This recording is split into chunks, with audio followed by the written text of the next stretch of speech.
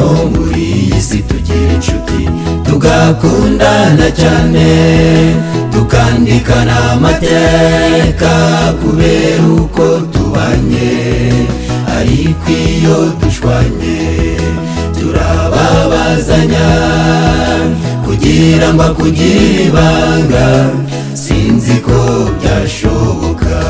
Ugira ibanga Yesu mwami mucunguzi, ugira ibanga Yesu ni wowe mubyeyi mukuru, wihanganira umunyabyaha udashaka ko arimbuka, icyampa twese tukabimenya maze tukihana.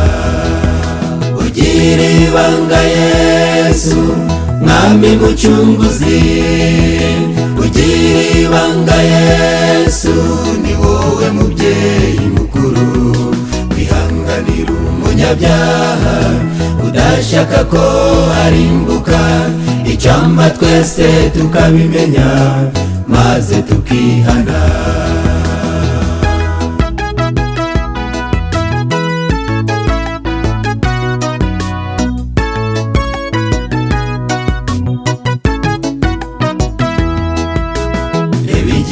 Maze nshuti ubukirisitu bwawe, ingo z'abandi warazisenya, amashari n'amatiku, bwaca mu gitondo ukihandagaza, iyaba ari nk'inshuti isanzwe wari kugaragara.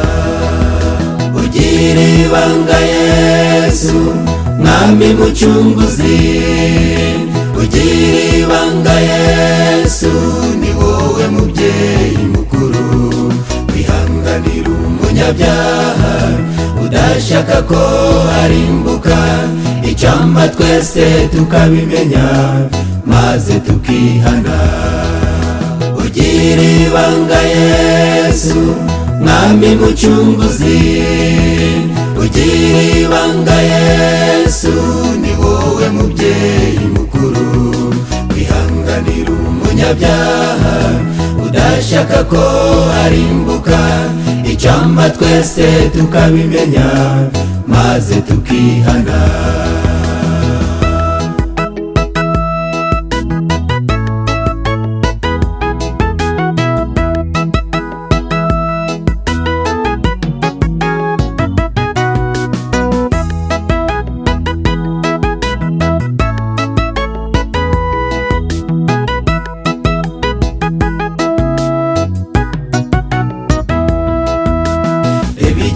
Maze nshuti mu bukirisitu bwawe, ariko n'ubu umeze nk'icyapa kiyobora abagenzi, tekereza isuzume mu bukirisitu bwawe, Yesu nagaruka azaguhemba ibyiza. Ugira ibanga Yesu mwami mucunguzi, ugira ibanga Yesu ni wowe mubyeyi mukuru, wihanganira umunyabyaha udashaka ko arimbuka, icyampa twese tukabimenya maze tukihana.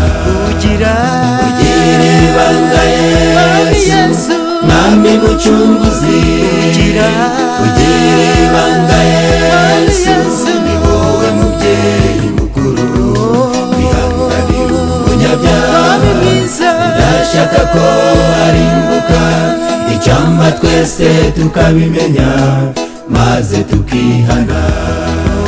Wihanganira umunyabyaha udashaka ko arimbuka, icyampa twese tukabimenya maze tukihana. Wihanganira umunyabyaha udashaka ko arimbuka, icyampa twese tukabimenya maze tukihana.